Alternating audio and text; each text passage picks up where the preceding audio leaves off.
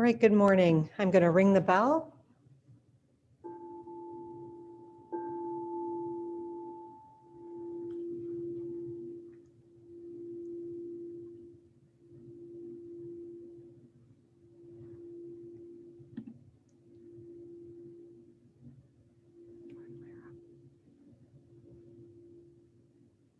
And Myra has our opening words. Good morning. I'm Myra Basar. I'm a member of the Board of Trustees and the Racial Justice Committee. Welcome to everyone here today. I want to open with Maya Angelou's poem, Caged Bird. A free bird leaps on the back of the wind and floats downstream till the current ends and dips his wing in the orange sun rays and dares to claim the sky. But a bird that stalks down his narrow cage can seldom see through his bars of rage. His wings are clipped and his feet are tied, so he opens his throat to sing. The caged bird sings with a fearful trill of things unknown but longed for still, and his tune is heard on the distant hill, for the caged bird sings of freedom. The free bird thinks of another breeze, and the trade winds soft through the sighing trees, and the fat worms waiting on a dawn-bright lawn, and he names the sky his own. But a caged bird stands on the grave of dreams. His shadow shouts on a nightmare scream. His wings are clipped and his feet are tied, so he opens his throat to sing. The caged bird sings with a fearful trill of things unknown but longed for still, and his tune is heard on the distant hill, for the caged bird sings of freedom. Hate crimes against Asian Americans are rising. Voting restriction laws are being passed across the country. We're in the final days of the Derek Chauvin trial for George Floyd's murder. And now Dante Wright, a 20-year-old Black man, is shot by police in Brooklyn Center on Sunday, and our communities are uprising again. Our communities and our nation are in turmoil. I'd like to share a quote by James Baldwin. Not everything that is faced can be changed, but nothing can be changed until it is faced. That is why I'm a member of the Racial Justice Committee. It's why I signed the Racial Justice Pledge and why I support the adoption of the AIDS principle, because I'm ready to face it and act. I would like us all to take a moment of silence to honor the lives of all of those who are suffering the highest of consequences due to the color, merely the color of their skin. Take this moment to think about how we can collectively make a better future for all of us by supporting racial justice efforts.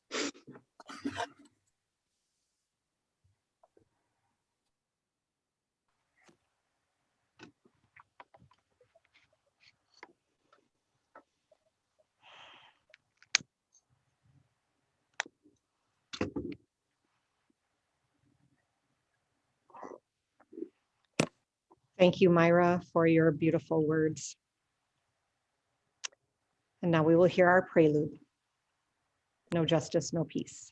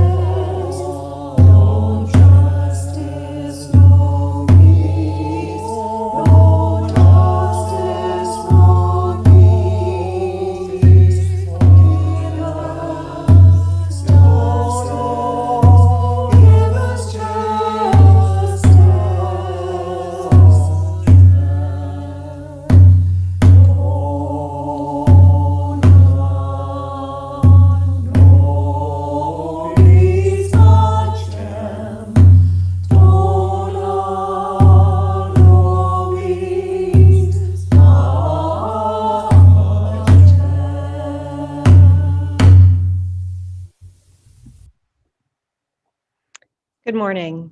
My name is Andrea Johnson, and I am one of the ministers here at Minnesota Valley. On behalf of the Racial Justice Committee, which includes Fran Belke, Eve Bergman, Nan and Glenn Corliss, and Myra Basar, we'd like to welcome you to today's 8th Principal Service. I'd also like to welcome those from the UU Church in Mankato who are joining us today. We invite you to put in the chat where you are visiting from. We gather today with our hearts broken over the death of Daunte Wright and yet alive with hope for the days to come. May we know that here each contributes in their way to the beauty of the whole.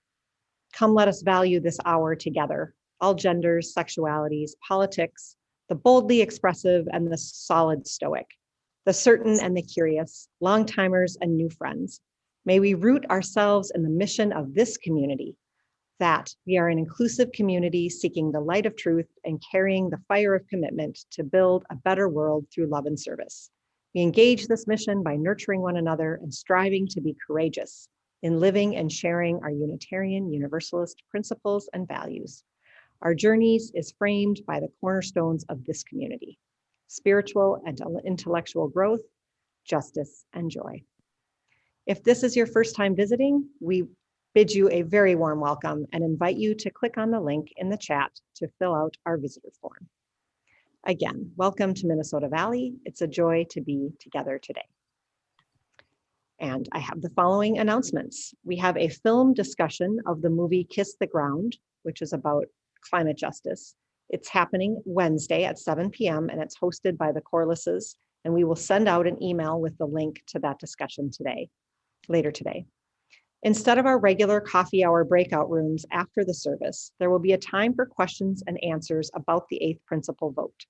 Members of the Racial Justice Committee will be joining me for that. There will be a socially distant coffee hour in the parking lot sometime after the service. There are folding chairs in the door by the vestibule. Feel free to come by, grab a chair after the service, and visit with your fellow congregants as you feel comfortable. Will you please now join me in our words for lighting the chalice? They come from 13th century Persian and Sufi poet Rumi. The breezes at dawn have secrets to tell you. Don't go back to sleep. You must ask for what you really want. Don't go back to sleep. People are going back and forth across the doorsill where the two worlds touch. The door is round and open. Don't go back to sleep.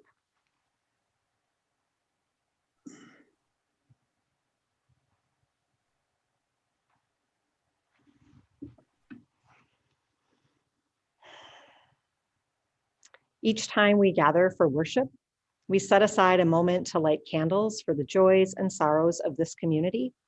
Together, we recognize the cycle of life and death, the circle of love, compassion, and witness that is at the center of this and every sacred community.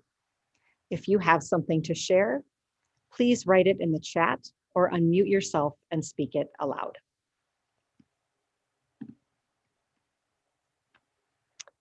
Sounds like we have joys. Brian got his second shot from the Reeses.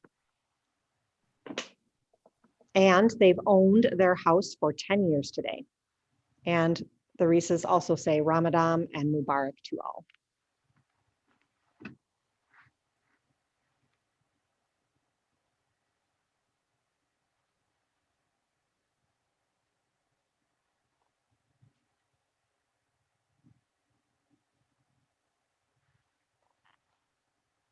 I would definitely like to light another candle for those grieving for Daunte Wright and the Chauvin trial and all George Floyd and all of those family and community.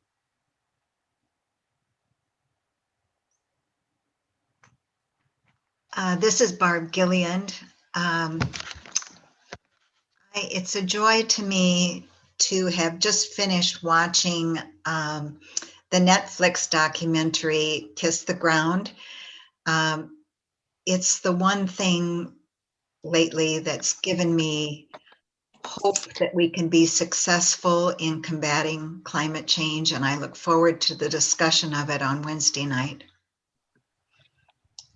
Certainly, an issue that's related to racial justice, because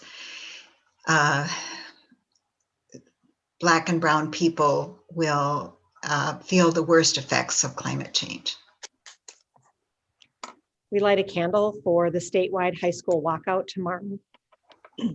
Light a candle for the safety of the students.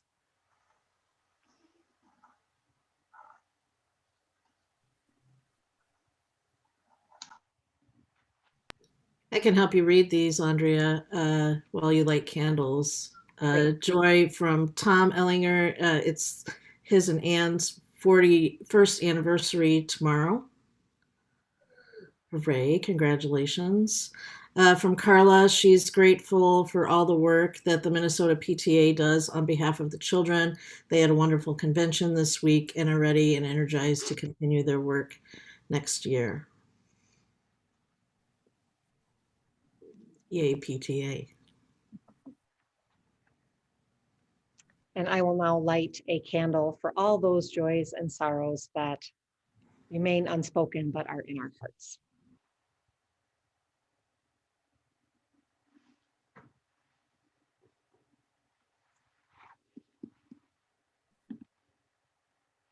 Will you now pray with me these words of prayer by Reverend Victoria Safford? Spirit of life and love, there come days, and we are living in those days. There are times, and this moment is that time, when prayers for peace are mockeries, prayers for peace ring hollow, when prayers for peace conspire with complicity, complacency, convenience, white convenience. It's not my child who lies there lifeless on the ground. It's not my child whose father lies there lifeless in the street. Let no prayer from my mouth betray them. There are days, and this is one, when the prayers for peace I am paid to pray, excuse me, are blasphemy and treachery, pretty as they are, sweeping out of sight and mind. What's wrong? What's hard? What's true? What's not an accident at all, but meticulous, deliberate, and deadly? This normalcy, this calm, this lawful, lethal order. Hold us, Spirit, in the holiness of rage, the disruptive sanctity of sorrow. For the dead and their beloveds, peace eternal and abiding, yes. But may we be held within and hold to fiercely, without fear, the holy call of this wild, sacred rage. May it be so, and amen. And will you please join me in our song response?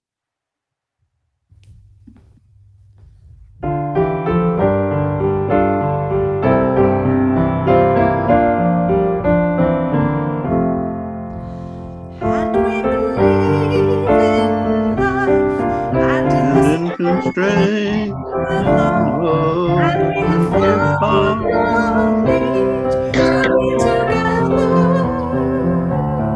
We have our hearts to give, we have our thoughts to receive, and we believe that sharing is an answer.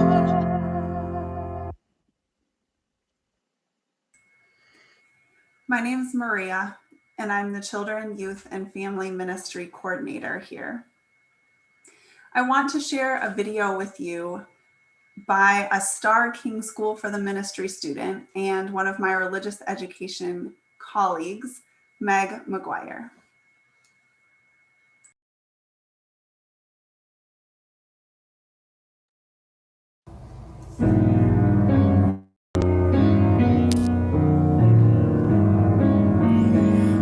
What is the eighth principle?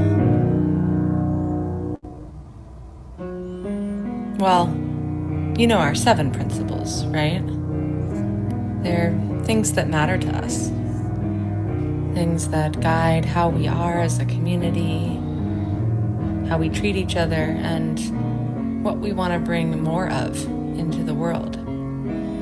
Just like each of us is always learning and growing, we know our principles have to grow sometimes too.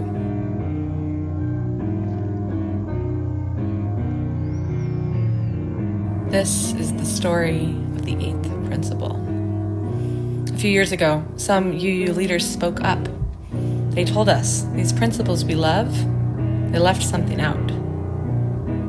Like many who'd come before them, they spoke about how people still aren't being treated fairly because of the color of their skin, or where they come from, or other things that make them who they are. And that happens not only in the world at large, but even in our congregations, even in this one. So we need to do more to make sure that all people can feel welcome and loved here. We need to say more about our commitments to fight against racism, because racism hurts everybody. In fact, it hurts all 7 of our principles. And so, the 8th principle was born.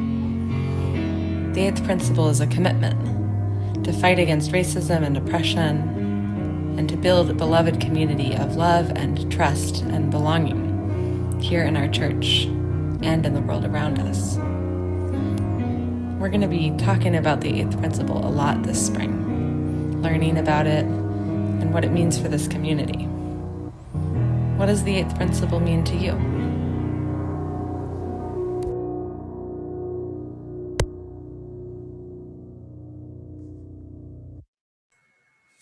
Have you ever raced? When my child was little, I remember he wanted to make everything into a race. So we have a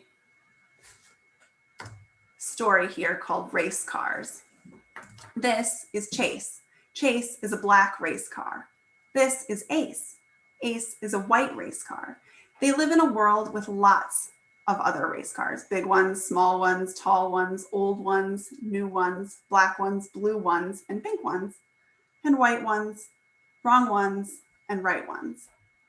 Chase was heading for the magical forest when he noticed something he'd never seen before, a forked road with a new sign. Whites stay to the left, go straight, all the other cars to the right. Chase paused for a second. That's strange, he thought. Why does Chase need to go the long way through the woods, but the other cars don't? That's unfair. Ace, the white car, received more privilege, and it makes it easier for them to win. How can we work to make sure that everyone experiences fairness when they race and in their communities? There are several signs in this book that represent an unfair hurdle. You could take some time with your family and research signs from the Jim Crow period of the South and the Civil Rights Movement. Share a story with your family or friends about how privilege and racism occurred when you were growing up. Then explore racism, bias, white privilege, and how that impacts us today, like signs from marches held in response to the Black Lives Matter movement. Identify signs that support equality as well as signs that do not. This is the 8th principle. We, the member congregations of the Unitarian Universalist Association, over 1,000 member fellowships like ours, to covenant, to affirm and promote journeying towards spiritual wholeness by working to build a diverse, beloved, multicultural beloved community by our actions that accountably dismantle racism and other oppressions in ourselves and our institutions. What might this look like? This book, Intersection Allies, illustrates anti-oppression in particular. Intersectional or intersectionality means that everyone is their race, sexuality, class, and gender all the time. All the things that make you who you are overlap to create a unique you. Witness the lives of a bold group of friends. If one is in need, another defends. Age is one trait that all have in common, but kids' lives are unique. As you soon will be aware, each child has a story and their own point of view, filled with passion and power, just like you. Oppression exists, and when we become allies for each other, we help dismantle oppression. Write and mail a letter or make a poster in support of our UU values or against oppressive legislation. Talk about what you can do and what you've done with your family and friends. Look for a way to use your strengths to help be an ally for someone else.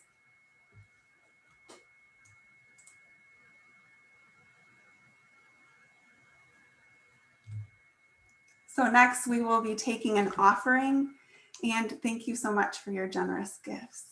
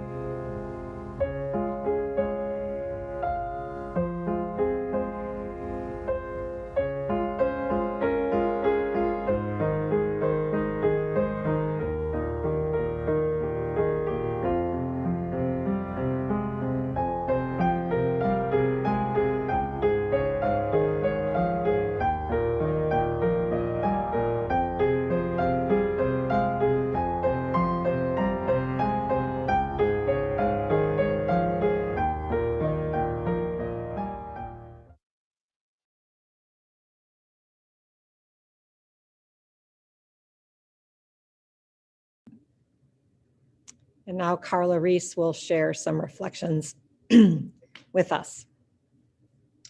Good morning. I have been trying to write this reflection for a while now. When Reverend Andrea asked me to be part of the service, I was honored. But as soon as we hung up, I panicked. I mean, what could I possibly have to say about racial justice, especially to this congregation? Honestly, I hadn't even signed on to the racial justice pledge yet. I had purposely put it off because I was intimidated. This is a difficult and uncomfortable topic for me, and it should be for pretty much everyone. So I thought about it for a while, and I was coming up with some ideas about what to say. And then I listened to the news and something horrible had happened. And I had to sit with that for a while. And then I had to start from scratch. And then I came up with a different angle. I wanted a positive perspective, and then I listened to the news again, and something else horrible had happened. And then I had to pause again for a while and start from scratch again. And then it all happened again and again. And then I couldn't even. So instead, I started thinking about the proposed eighth principle. I remember about when I first heard about this a few years ago, and I remember thinking, why?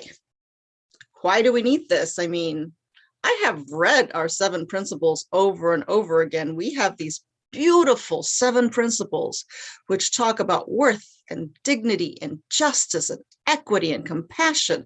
It's all right there. It's all implied. But that's just it. It's implied. Equality is technically implied in many of our laws. That doesn't mean it's real or followed.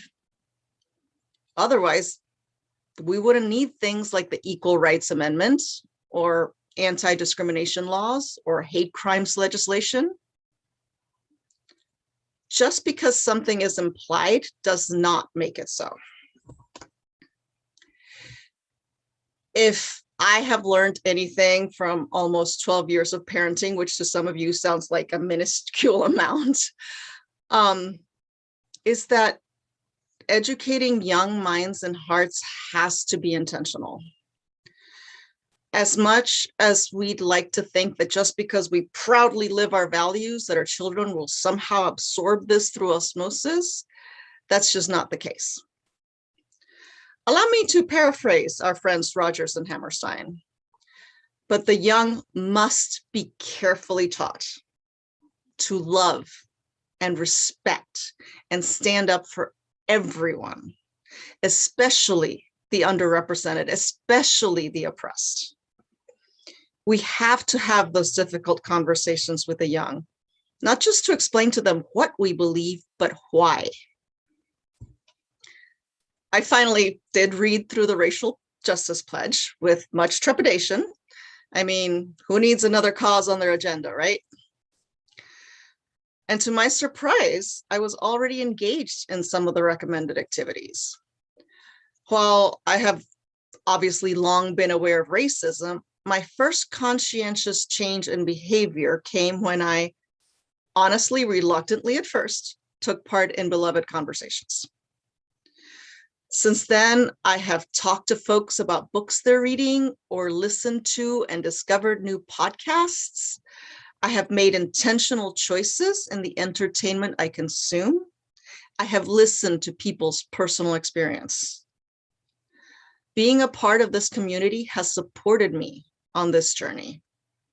So yes, we need the 8th principle, because something as serious and integral to our core values, something that affects every aspect of society, should be explicitly stated.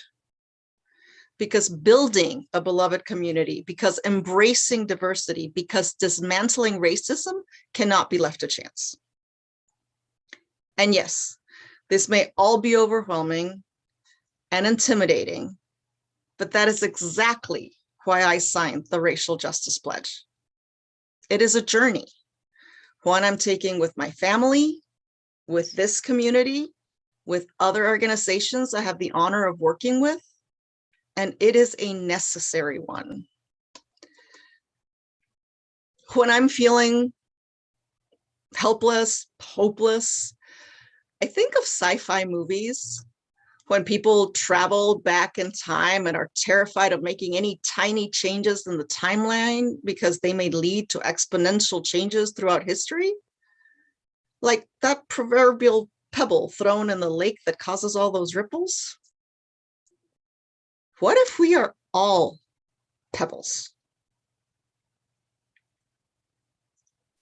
I choose to be that pebble today. Thank you.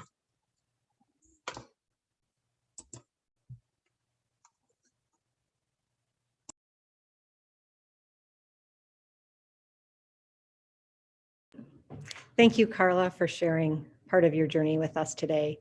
Now we're going to hear a short clip of a video from Paula Cole-Jones. She and her colleague, Bruce Pollock Johnson, about 4 years ago, they're the ones that started this bottom-up, ground-up initiative to get congregations to pass and adopt the 8th principle. So you can hear from her, a few words from her. Language opens up the possibility of change for us. We cannot change what we cannot see or imagine. We cannot bring into existence what we cannot share collectively. Building the beloved community is a journey of collectively learning to see and overcome the limitations and barriers of historical inequalities and exclusion. The words of the 8th principle were carefully chosen to help us understand how to get there, how to create an environment for the beloved community to thrive, and how to make it core to Unitarian Universalism. The eighth principle strengthens the relevance of Unitarian Universalism in our society and in the larger world. It will transform how we understand and actualize the promise of the existing principles.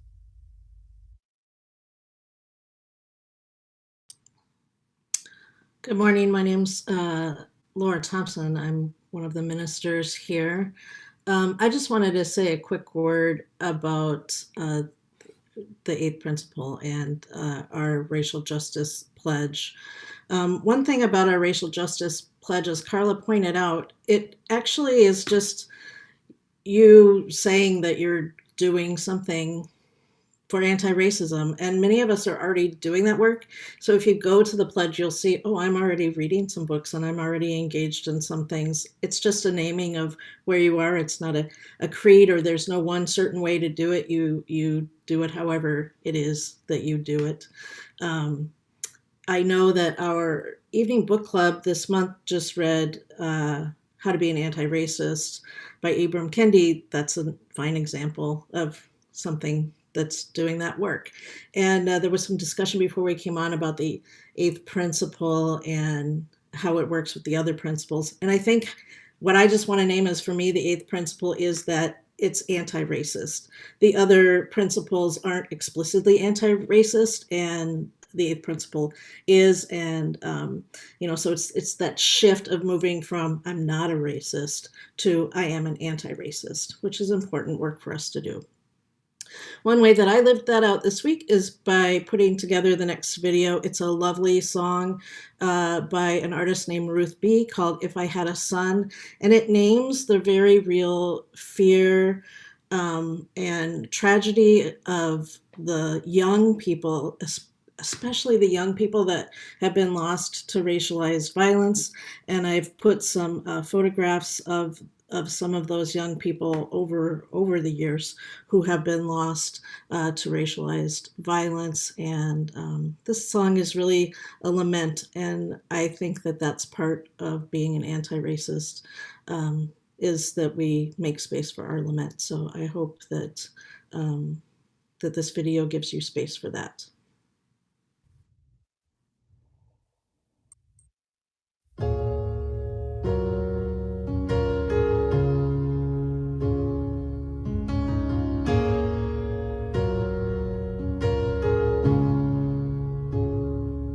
If I have a son, I'll teach him to be brave.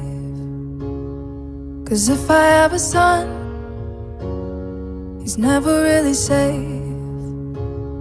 And when you run to the corner store for a snack, I wanna know that you'll make it back home. Oh, your skin, it glitters like gold. There's love inside of your soul. But no matter what you say, no matter what you do, this world will never be as friendly to you. I wanna keep you close, I wanna keep you safe. I hope I see the day where I don't have to pray every time you go.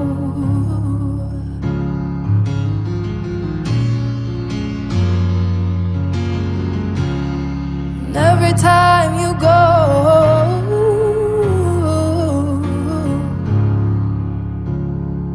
if I have a girl, I'll teach her to be strong. 'Cause even when you're right, they'll tell you that you're wrong. And if you want something, you'll work twice as hard. 'Cause that's the only way we get far, far. Your skin, it glitters like gold. There's love inside of your soul. But no matter what you say, no matter what you do, this world will never be as friendly to you. I wanna keep you close, I wanna keep you safe. I hope I see the day where I don't have to pray every time you go.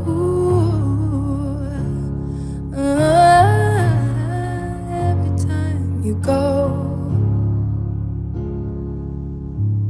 I saw a man lose his life, all 'cause his skin looked like mine.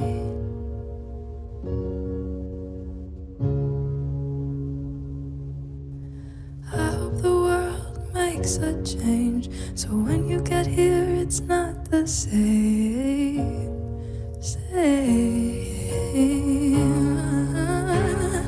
Your skin, it glitters like gold. There's love inside your soul. But no matter what you say, no matter what you do, this world will never be as friendly to you. I wanna keep you close, I wanna keep you safe. I hope I see the day where I don't have to pray every time you go. Ooh, every time you go. If I have a son, I'll teach him to be brave. 'Cause if I have a son, he's never really safe.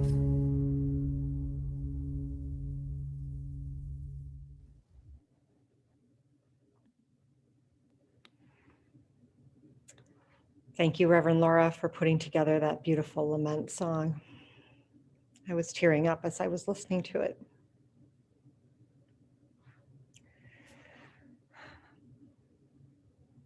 The words from Rumi from our chalice lighting, "Don't go back to sleep," have been on my heart this week as I've been grieving the death of Dante Wright. I went to Brooklyn Center on Thursday evening with clergy as part of an effort to grieve and mourn with the community. The anger and sadness was so palpable among those who gathered. Dante's death has really cracked open my heart, perhaps because my own two sons are about the same age as Dante. I can just picture Alex, my oldest, who's 21, calling me to ask where the insurance card is if he got pulled over by the police. But what I can't imagine is the horror of finding out that right after he was shot by the police. Dante was so young and full of vim and vigor, just like my Alex. Dante was Katie Wright's beautiful, funny son. He was a brother and a father whose son now will not have a father. My colleague and dear friend, the Reverend Arif Mamdani, reminded those gathered in a service earlier this week at First Universalist Church that Dante's killing in the midst of the Chauvin trial reveals to us again the full horror of this society that we have created, one where you can walk the streets of our city, which are marked by dead Black men, from Brooklyn Center, where Dante was killed, to Minneapolis, where Jamar Clark and George Floyd were killed, to St. Paul, where Philando Castile was killed, and so many others at the hands of police. We are learning again the horror and terror of a system of policing that is routinely deadly for Black folks. The full horror of an economy built on the backs of Black and Indigenous men and women, and predicated on the extraction of resources out of the land and into the hands of the wealthy elite, which frankly and honestly includes me. We are waking up again to see how two worlds are colliding. One world of illusion where the shooting is an accident and an aberration, and all that is needed is more training for the police. And the other world that perceives the truth that Dante's killing was not an accident, that systems do exactly what they are designed to do, that systems designed for catching slaves and now function to surveil, harm, and kill BIPOC bodies cannot be simply reformed to facilitate wellness for our community. Don't go back to sleep. Don't be tempted to numb out or turn away, to think that this is someone else's problem. Instead of despair, this is a time when we must draw deeply upon our faith and stay in the hard work of transforming our fellowship, our community, and our country, which is steeped in white supremacy culture and a racial caste system. We have to stay in the struggle to work for our shared liberation. I agree with my colleague, the Reverend Justin Schroeder, who so eloquently reminds us that we UUs can draw strength from our ancestors. Our Universalist ancestors didn't tinker around the edges of a Christian theology that said God punished some and saved others. Universalists didn't try to reform or tweak that theology. They let go of the illusion that somehow it was okay to believe that God would love some and damn others. They told the truth as they knew it. They proclaimed that God was love. They reimagined and rebuilt their entire theological framework. What do we want to reimagine here at this fellowship so that we can build the beloved community that the eighth principle calls us to? UU ethicist and professor Sharon Welch says that this process of becoming a multicultural community is not meant to force a universally valid way of being human, but instead the opening of spaces for relationship, for accountability, invention, and yes, critique. I know that critiquing institutions like the police and Euro-American culture can feel like a personal attack on many of the values we hold dear.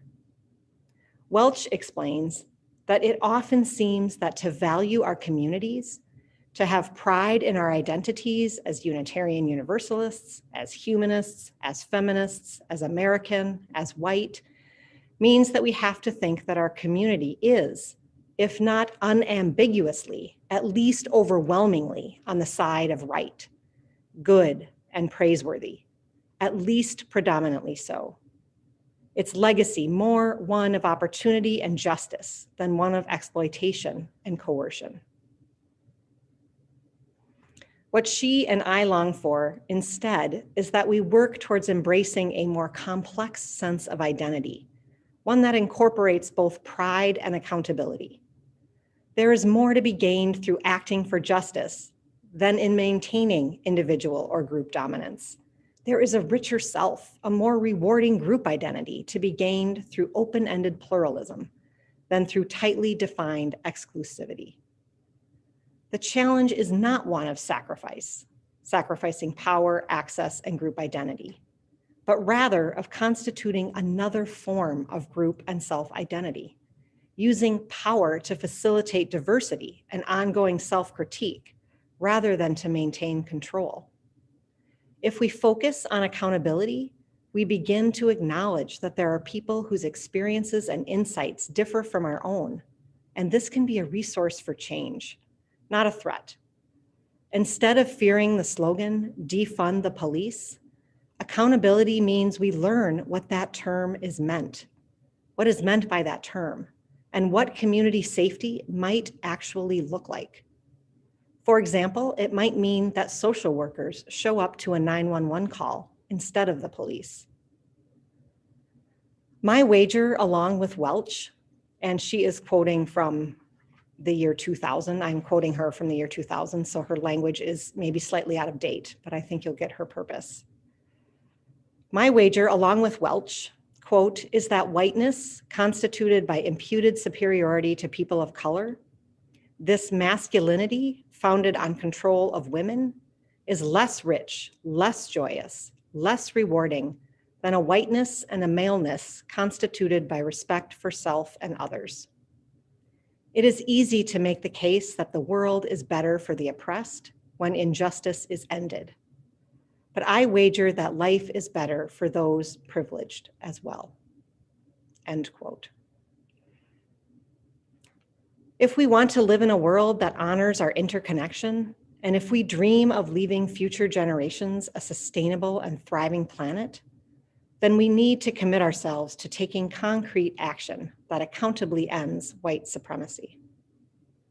The poet Rumi encourages us to ask for what we really want. So here is what the racial justice team really wants. We want you to go to the racial justice page of our website and do two things. Firstly, take the racial justice pledge to hold yourself accountable for staying awake in this work. It's not a creed, as Laura said. It is simply a way to help you live and commit to your UU values in the world. Secondly, vote at our annual meeting on May 16th to approve the resolution to add the 8th principle to our existing 7 here at Minnesota Valley. As Paula Cole-Jones, founder of the 8th Principle Project says, the 8th principle is our proposal to be in covenant with the beloved community. It provides Unitarian Universalists with an unmistakable valuing of the human family. The multicultural beloved community will no longer be implied as it currently is. It will be explicitly stated as part of our spiritual journey. With these 8 principles, we are saying to each other and to the world, this is who we are. These are our core values. So please join in building a society and a church community that is free of racism and oppression. This is our unfinished business as a society. As religious institutions collectively, we can do this, and we owe it to those who have gone before us and have already done this work, and to those who are working for it now, and to our children, the ones that are here and those to come. In closing, friends, we can build something different if we can find the courage to not go back to sleep. None of us can do this work alone. So let's be about this task together. May it be so, and amen.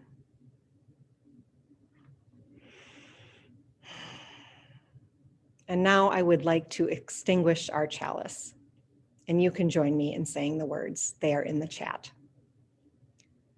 We extinguish this flame, but not the light of truth, the warmth of community, or the fire of commitment. These we carry in our hearts until we are together again.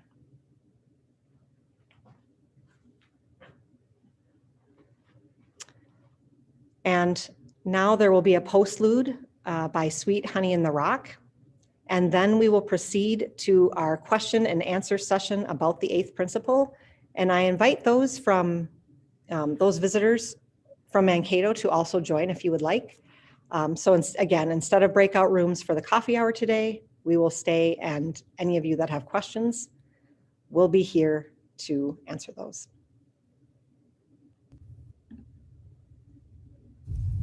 We have traveled a long way this evening to be here, and we are grateful that we are able to sing these songs, voicing how we feel about the things that we see in life. And we think that it's very important to maintain freedom.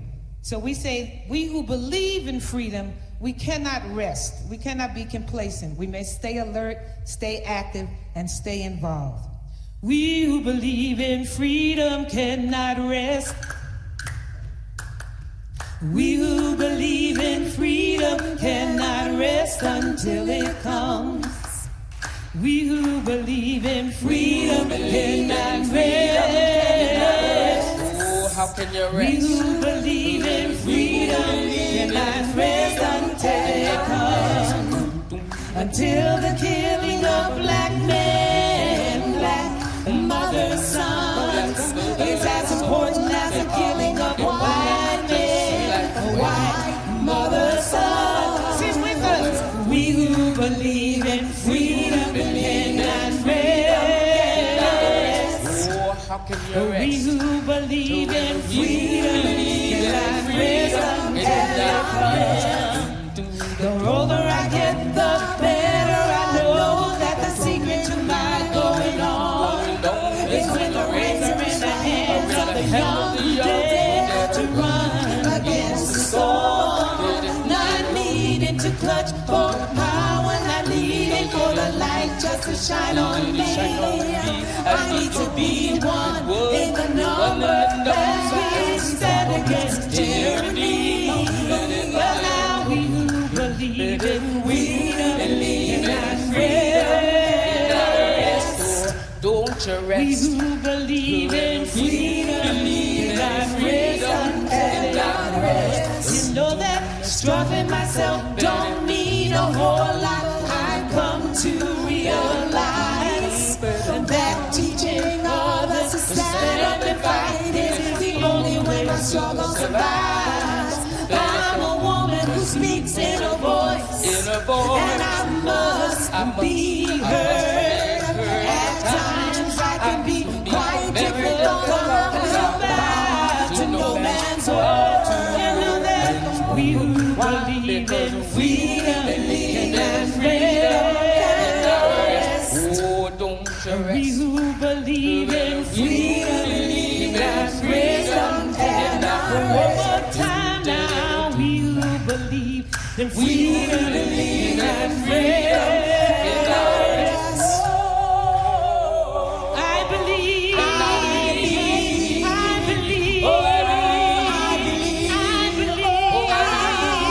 Do you believe? Do you believe in freedom?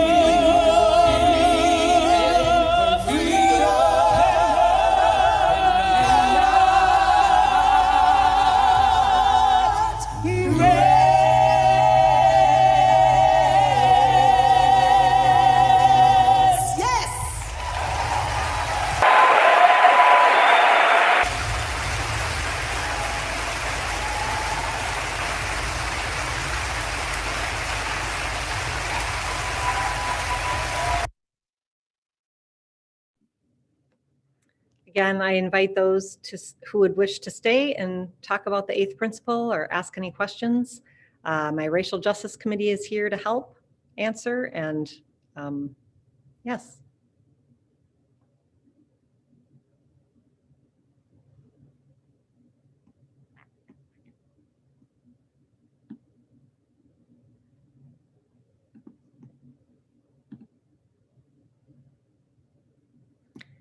I also want to begin actually by saying there is a page on our racial justice website or on our church website under the racial justice page that has the full wording of the resolution. I mean, it's basically the eighth principle, and it also has some answers to commonly asked questions if you're thinking about some of those too, or you can't stay right now, you can go to our website and check that out too.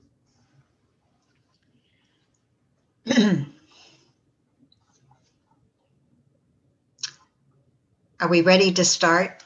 Sure, go ahead, Barb. I know that not everybody pays attention to the chat room, and if you didn't see it, I raised a question about how the slogan, "No justice, no peace," can sometimes be seen as a threat. Perhaps law enforcement might see it that way. I believe what Myra says, that those protesting and shouting it mean that our society is just going to be in constant turmoil because of the unfairness of how things currently are. But it's something we need to be conscious of. I also, in addition to all the direct ways that each of us is working to try to change racist systems, sometimes I think maybe indirect methods are as effective. I wish we could find another congregation, for example, who had a lot of members of people of color who were interested in working with us on climate change issues. Sometimes I think if we take the focus off race and work together as human beings fighting another common enemy, we get further. I'd be interested in reactions.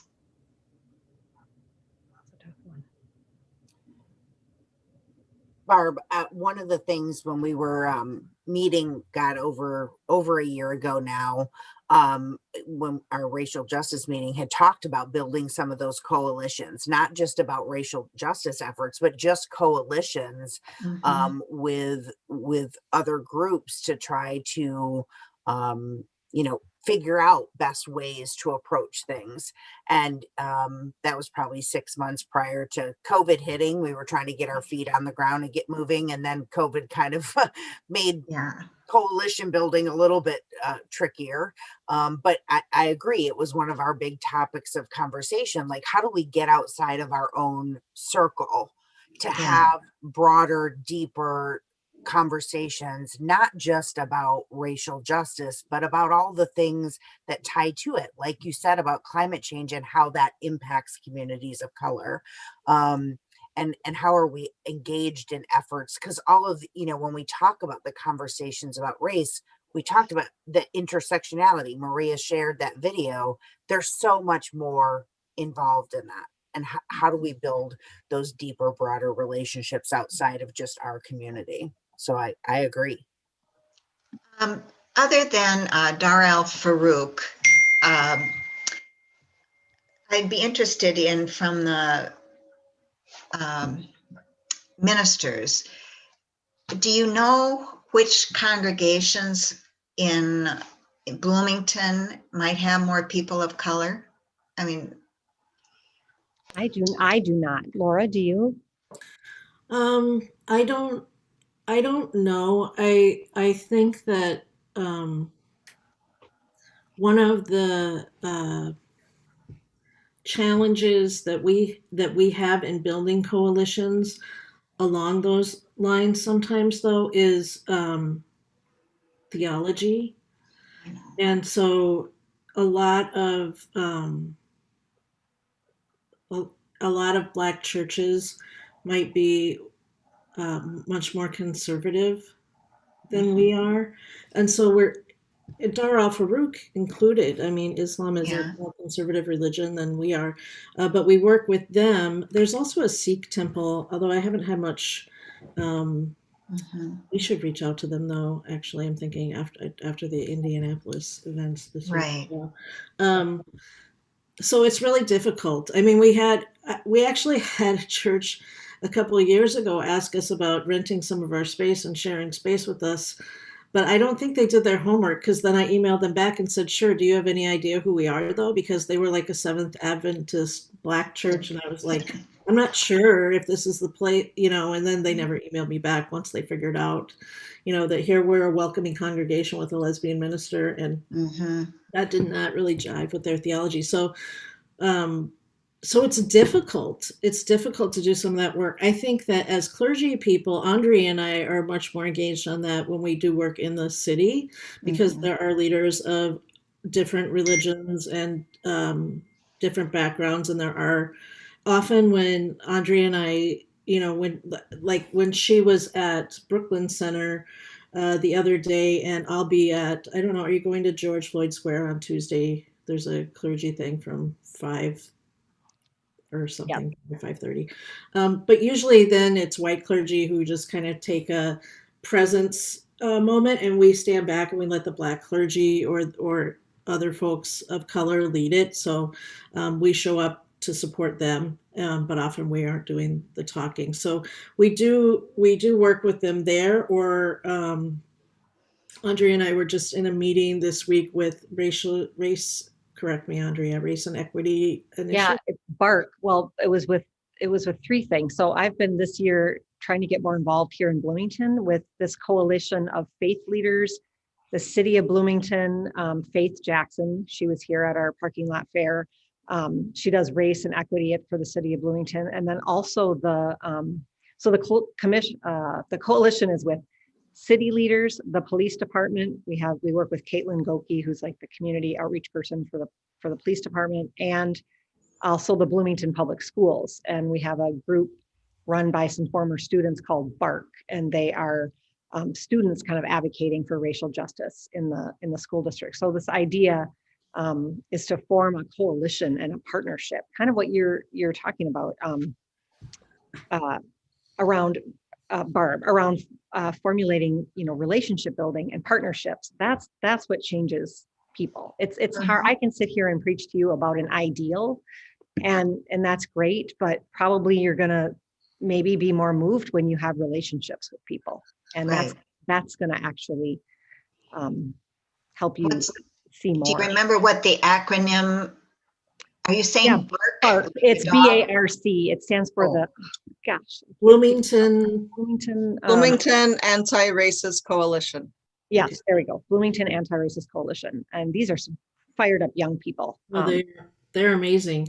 But along those lines too, I would say rather than trying to find a particular community that we can work on, there are organizations that we're beginning to engage with a little more. And so what we should do is strengthen our relationships with Beacon Interfaith Housing, which already has all these relationships, with Interfaith Power and Light, which is the interfaith community that works on, as you were suggesting, on climate issues, and with Isaiah, which is the largest probably of all of the organizations, and they work on legislative things. And I've been at meetings for all three of those recently. I have been working on strengthening our relationships. By the way, I think Tuesday speaking of Beacon, I should send that out to you. I think I put it in the Friday email. There's a meeting with Hennepin County commissioners from the southern area where most of you live, to fund Beacon's 2 housing projects that they have going. So check your Friday email for that. And I asked that you might show up, and I can't go because I have conflicts. Actually, I think I'm supposed to be at George Floyd Square. That's also the night of the Hennepin or the Bloomington. Oh, there's so much stuff going on this week. I know. The Bloomington City Council meeting is supposed to talk about banning conversion therapy. I believe that's also going on that night, although I don't know if that particular topic is going to get pushed on their agenda or not. But lots going on this week. Check your Friday email. Laura, you said Beacon, Interfaith Power and Light, and what was the third? Isaiah. Oh, and Isaiah the biggest? Yeah, they're the largest interfaith organizing coalition here in Minnesota. Really, there's like a chapter in St. Paul and one in Minneapolis, and And of course, sometimes we do work with Outfront as well. And we have to realize that when we do work with some of these other organizations, we are partnering with people who don't agree with us on every issue, because Isaiah and LGBTQ issues is not they don't even go there. Because there's a lot of conservative folks that are in those groups, and the same could be said on some of the other issues. So it is a place where we can meet despite our differences on a particular issue on all of those things: housing, climate. And then Isaiah tends to be, you can go on their website. They have like an agenda for this year. And they've recently also had meetings. I was in meetings with Senator Wickland and Representative, is it Carlson in your area? So they've also been having those meetings. And those meetings, the last meeting that Isaiah did for that was very representative. I mean, there were a lot of young folks from Dar al-Farouk who were speaking in that meeting. And so so we as a congregation can build our relationships with those and encourage our lay leaders to be liaisons to those groups, because it's really hard for just the minister or ministers to take on that role. So that's something, and we had started that with Beacon right before, we have a Beacon group with Nan and Fran and Heidi and Polly and I. But we need other groups to do that as well, like we do with Veep. So I would be willing to reach out and learn more about Interfaith Power and Light. Sure. That's the thing that I'm most passionate about. That's great. Yeah, let's get you connected.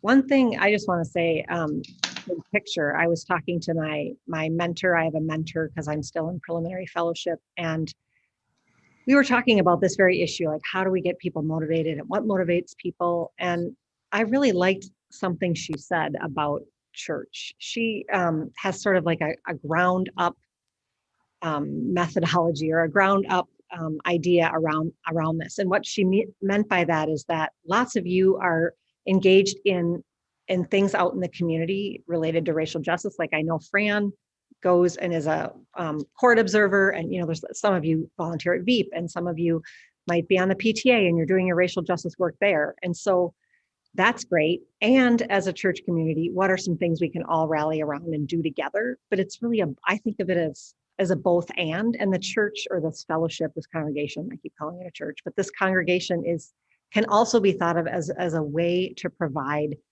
spiritual sustenance on the journey and a way for us to be in the work together. So as I think about this fellowship going forward, I kind of like that model of what can we do together and really rally around and build connections here, and then how can we support all of you who are already doing the work out there in the community already. Tom, thank you, Andrea. Do you still go to Isaiah meetings? I do, yeah. Tom Ellinger, do you? No, I don't. Worked with him a number of years ago when David was here. I think, Nan, you were working with us at the same time. And they've accomplished a lot of very good things over the years. And I've talked to my brother, a lot of you know my brother, who's worked on public health issues. I asked him about them, and he said that as far as who people listen to in positions of power, Isaiah has been very effective at reaching them. And they organize meetings with people on a local level. I mean, I met with officials in Bloomington when we were working on a affordable housing initiative. So they're organized quite well, and they're a good organization. And everybody just agrees to disagree about certain issues in Isaiah? Yep. Okay. Well, or they just don't even bring them up. Okay. For example, the very first meeting that I was at, they asked David who to deliver the closing prayer.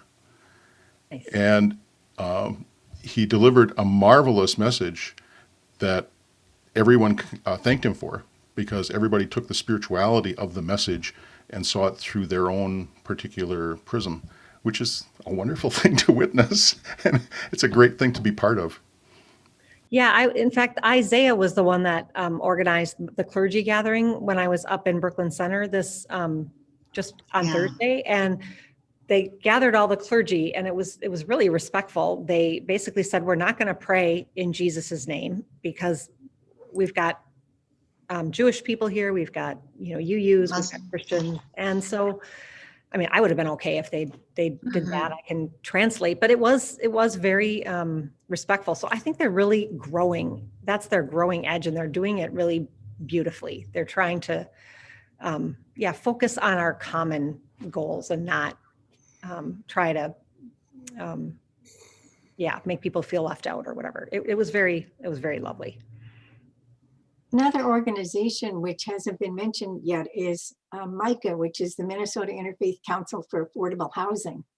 And that was a group that did a lot of groundwork for creating affordable housing. And it still is quite active in legislation for affordable housing. So I think that's another interfaith group that we could connect with. Could I ask a question? Sure. Hi, I'm Sean Easton from Mankato UUFM. It's about Isaiah, and I guess one of the questions that I'm trying to figure out is so hearing everything that you just said, how close is appropriate for a UU fellowship to be? So by that question, I mean, would it be appropriate or too much for a UU fellowship to become a member of Isaiah? And if not to go to that level, what form of association would be appropriate? I think it's totally appropriate for a UU fellowship to join Isaiah. That doesn't mean you have to agree with everything they're doing. You have to participate in everything they're doing. It just means you're invited to the monthly calls, and like when they do a lot of work at the legislature, your members are invited to lobby and show up or call your local representative or, whatever it is that they're engaging in. It's just a way for you to be invited into the conversation and into the initiatives that they're working on. And you can do as much or as little really as you want. But I bet Rita would be open to that. So yeah, maybe that's something you want to talk with her about. Yeah, could I ask just a follow up? What about, and I'm guessing the criticism would be that if this is an organization that doesn't stand up for lesbian, gay, transsexual, etc. issues, would covenanting with them at a formal level, where resources are contributed to them, would that signal that's a good question. Weakness on those issues, or a lack of essentially subordinating those issues to other issues, I guess, in terms of That's a really pastoral. great question. Yeah, That's a really great question. I want to also be sensitive that as I'm talking about that we do have LGBTQ folks right here as we're talking about it, and I just want to be sensitive to those of us that are present.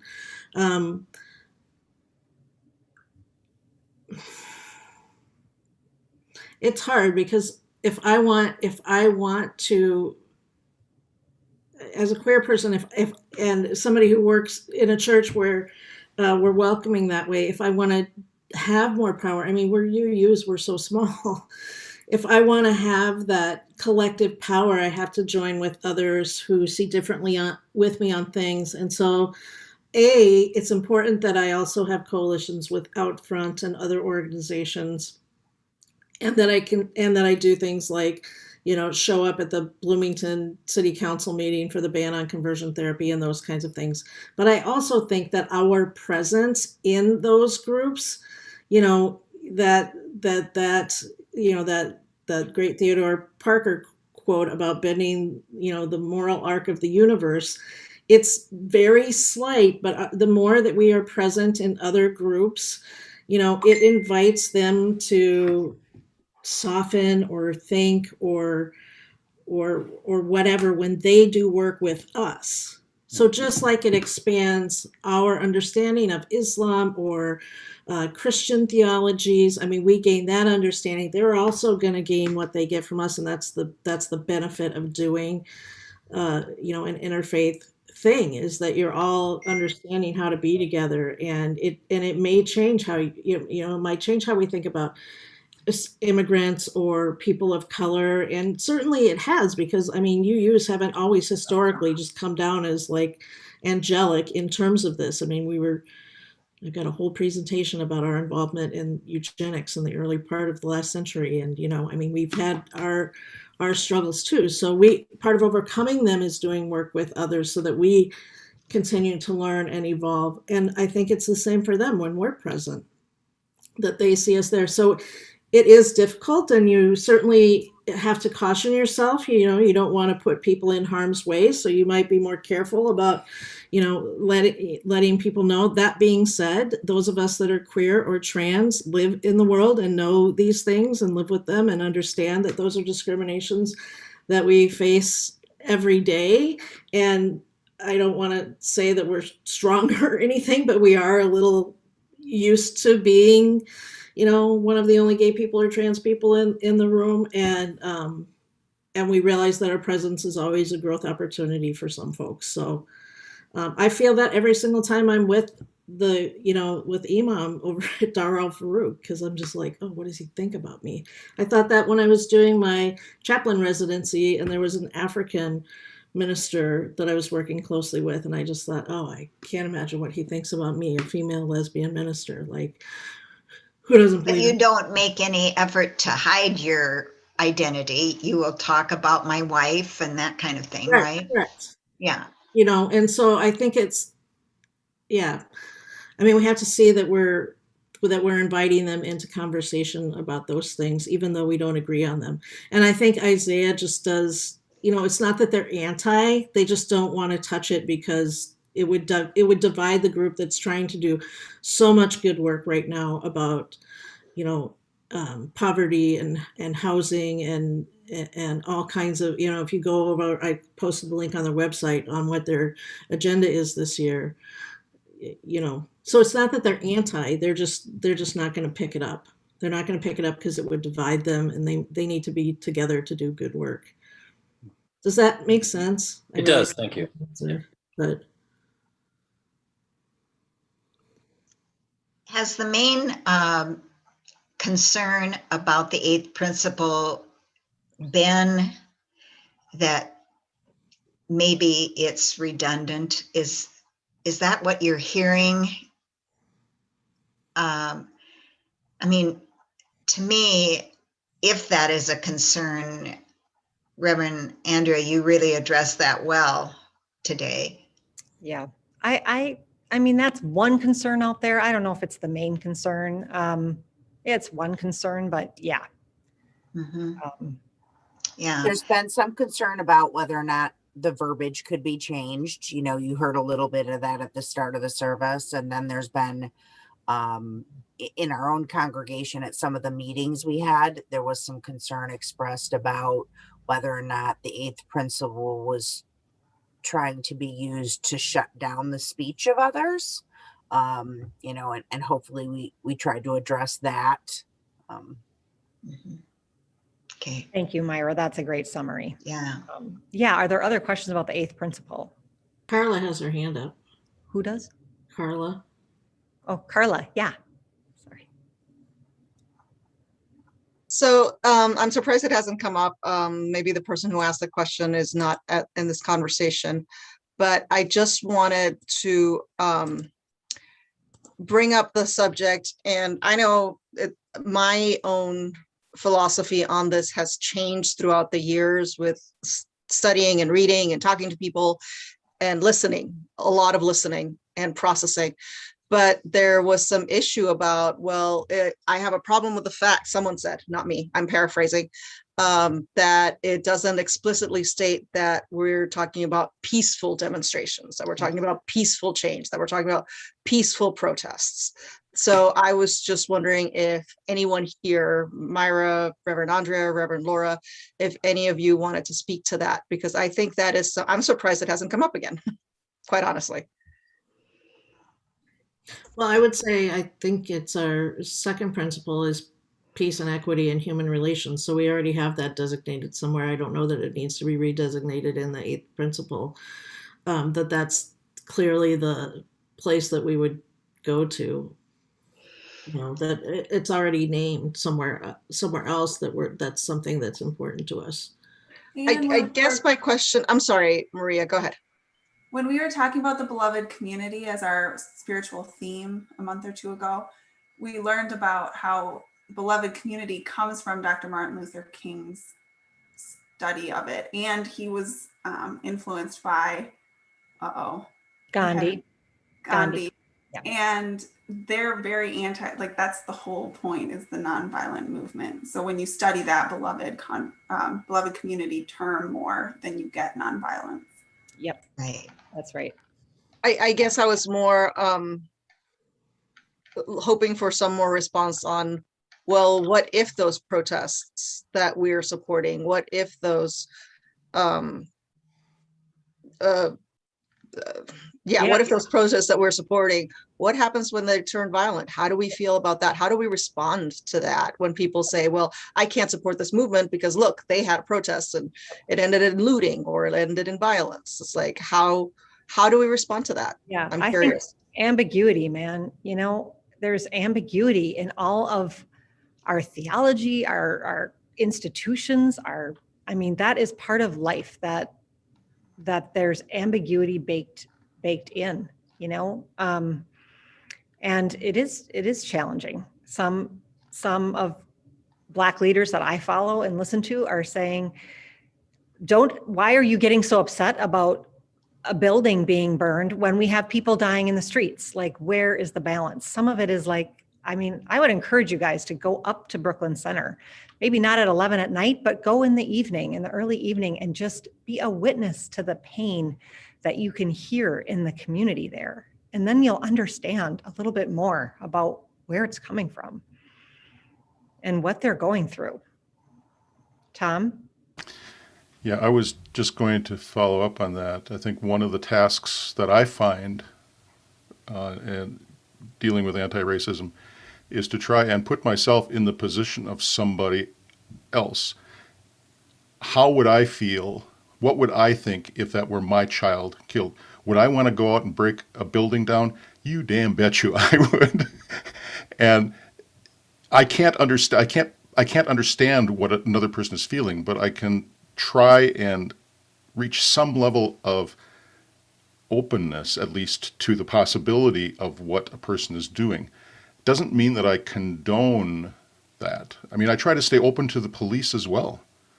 And that's a large part of it. It's a huge part of a beloved community. Ambiguity is right. I mean, it's a lot like being married. It ain't always perfect, you know. we put up with all sorts of things, but the violence part is something that I think we really need to look at internally and talk about as an organization. You know, because at some point, I asked myself this back during the Vietnam War, could I say that I was a pacifist? No, I could not. And what does that mean? What are the consequences of that? Not just for me then, but for those who are in the community that I'm in. So I find that an exciting activity for an organization to do, and having a community like this one within which those issues can come up and I can work them through and grow. That's a big part of what this is. And I think the 8th principle directly puts fuel under that particular fire. John? Thank you. I just wanted to mention, supporting these comments about the ambiguity of the situation, the ways in which violence can come up are, there's so many different possibilities for what violence in a given moment might be. It might, some people, I think, to respond to the pain issue, may be reacting, maybe there to react to the pain. Other people may be there to demonstrate or protest. And if one or the other of those two groups should commit an act of violence, it comes from a somewhat different place. But then there are other factors like, what are the police doing at that moment? And is the reaction to what's happening just in the almost enclosed period of that moment in the person-to-person reaction? And this doesn't seem to be happening now, but with regard to what happened last summer, there could be other people with other agendas coming in, and it could take a while for adequate parsing of those things to come out. And in the meantime, things that will get simplified, I think sometimes too much so, to either protesting ought to be peaceful or protesters ought to have a right to be violent if violence is being done to them. And I'm sympathetic to the second part, but my concern there is that it erases ambiguity as well. Does that make sense? I'm struggling with some of that myself. Were I to attend a protest, do I go there with the intent to be violent? Absolutely not. But should violence happen there and I see someone being attacked, what does it mean to defend with physical, and that's where it's more complex than should there be rioting or not, because that isn't really the only piece of it. It is how things move and manifest in a moment. I just want to remark too, as somebody who's been to quite a few of these things, that I always have agency over what I'm doing, not what everybody else is doing. I mean, I have agency when they say get off the freeway or you're going to be arrested, to get off the freeway or I'm going to be arrested. I have choice then. I have choice of when I see things happening. I mean, I could try and intervene, which if there's an angry mob probably isn't going to get me anywhere but knocked over. Uh, or I can leave, and at some point people do start leaving at those points when they see that too, that, oh, I don't want to be engaged in this, and they can go. And so there's always that too, that everybody's going to react different ways, but I still have choice about how I'm reacting. One, I can ask anybody if they want to pray with me and go over in on the sidelines and stand in a prayer circle, which oftentimes you'll see in these kinds of things. You'll see people praying together, and even doing that can defuse some of the other stuff that's going on. Wearing my collar can defuse some of the other stuff that's going on too. So there are ways that you can be present that help to defuse. And again, you always have choices to, your rejection of it is, well, if it starts getting violent, and the protesters, but it's hard to know who starts that sometimes, because sometimes, in Brooklyn Center, we've seen the police firing rubber bullets and tear gas and all those kinds of things too. And it's really over the top. I spoke to one of my clergy colleagues who had been there every night this week. He pastors a church not far away. And it was just, he said he's never seen such an outrageous response to a protester just throwing a water bottle over the fence. But I was going to say, I talked about in my sermon a little bit about using our power as white people. It's not always about giving up power. Sometimes it's about using our power. And like you said, we can show up and be a buffer between maybe the police and the community that's protesting. We can provide some space because our bodies are not going to be. One amazing example of this happened in Portland with the moms group, right? I don't know if any of you follow that. There was a group of white moms who would be on the front line every night when they were protesting after the George Floyd murder last summer. And all of these white moms and white dads would be on the front, and the police, you saw racism clearly in action, that they wouldn't fire, and do as much to the white folks. It took more for them to get to use the same things on them that they would if it was Absolutely. the black folks in the front. Well, and the dads showed up with leaf blowers to blow back the canisters of tear gas that were being lobbed at them. Yeah. You'll see, okay, the protesters have gotten smarter now. You see hockey sticks. That's not to beat anybody. That's actually to shoo away canisters of gases that are being projected at them from. They're using umbrellas up at Brooklyn Center to kind of create a barrier. But yes, those are great examples. I keep wondering, how do we get to the point where we get people to realize that violence and destruction of a community hurts them all?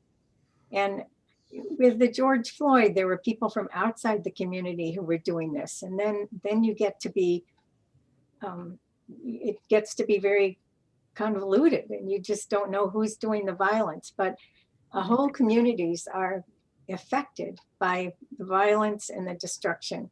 And it's still there on Lake Street. You can still see it. It's slowly getting rebuilt. But what is our position?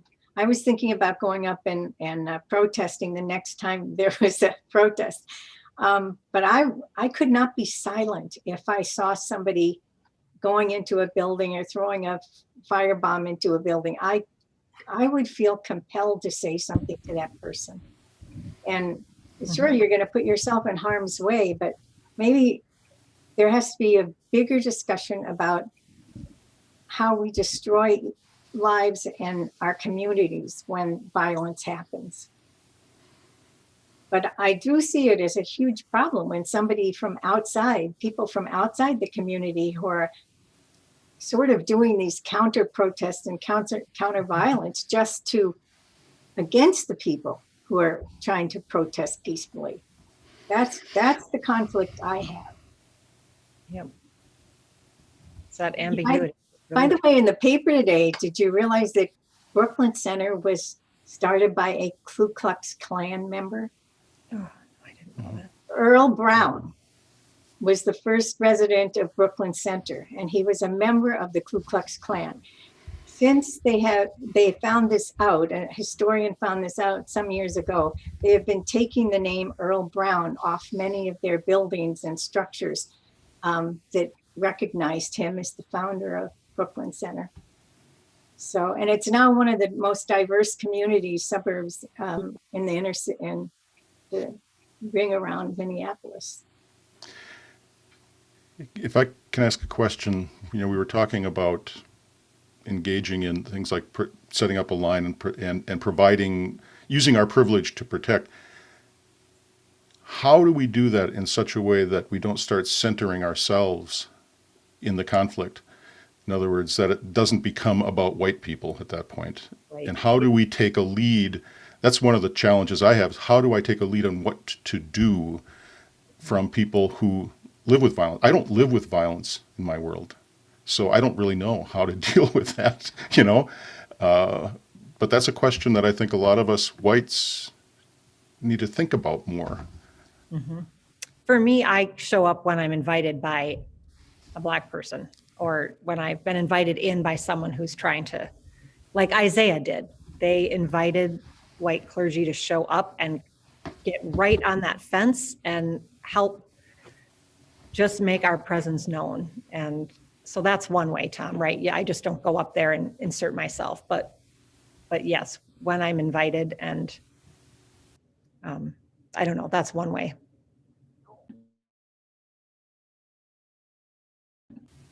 We're at a little over. I'm happy to keep talking as long as you want, but if anybody does feel the need to leave, feel free to exit. I've spoken a lot, but I do want to say one other thing about violence and nonviolence.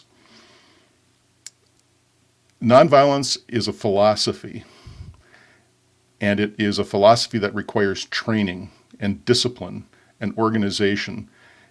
It is something personal. Like Lori, you were saying that, I do have,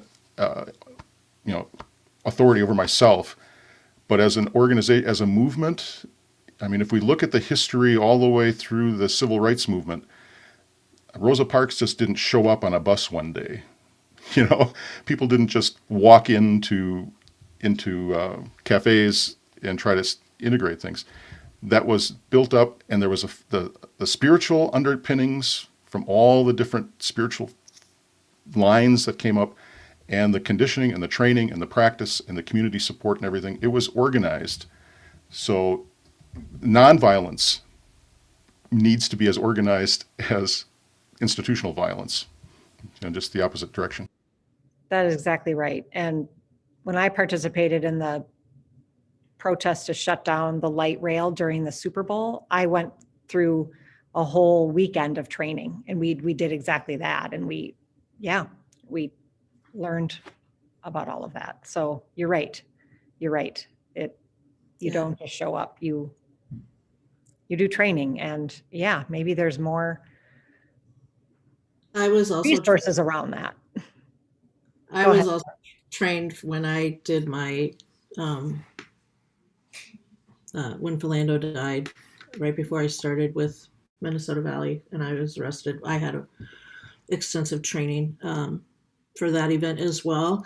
And I do know that it's unfortunate, but we've gotten better at these protests, and there are lots of organizations that do trainings about them. There are chaplains that are there. There's training for ministers now to be chaplains at the protests. I think there's one today, actually.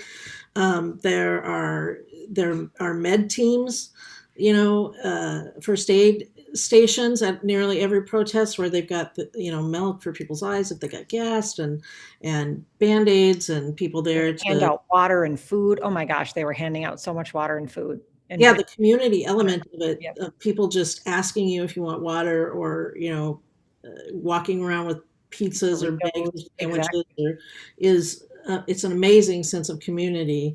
I know Andrea said, visiting Brooklyn Center, if you haven't been to George Floyd Square yet, although it's going to be a very busy place this week, you can really see that there. this love of community and everybody taking care of each other and bringing supplies for each other and providing free food and all of this stuff going on. There are these amazing things that happen there, and chaos too. And the anarchists show up whenever there's anything like this. The anarchists show up, so they're they're just going to be there at any protest because they're anarchists and that's what they do.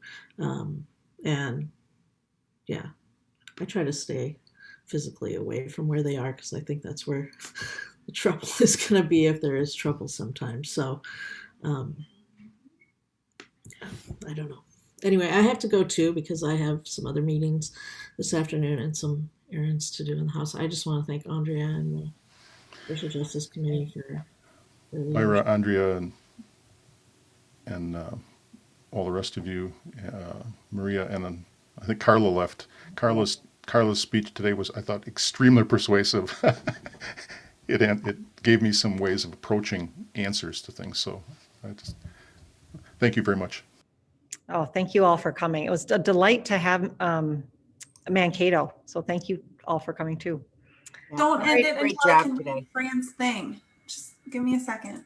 I have to read Fran's comment. Oh, I'm sorry.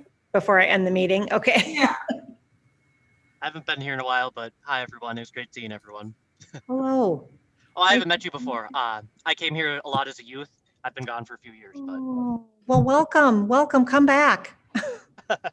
I hope to. I work at Camp Unistar over the summer, so Oh my I'm gosh, hoping wonderful. I'll be able to watch the sermons there. Oh, great. Nice to meet you, Gabriel. Okay. All right, Thank you. Maria, you Thank you, okay? everybody. Okay, I'm going to end the meeting. Nice to see you all. Hi, great job today. Thank you. You too.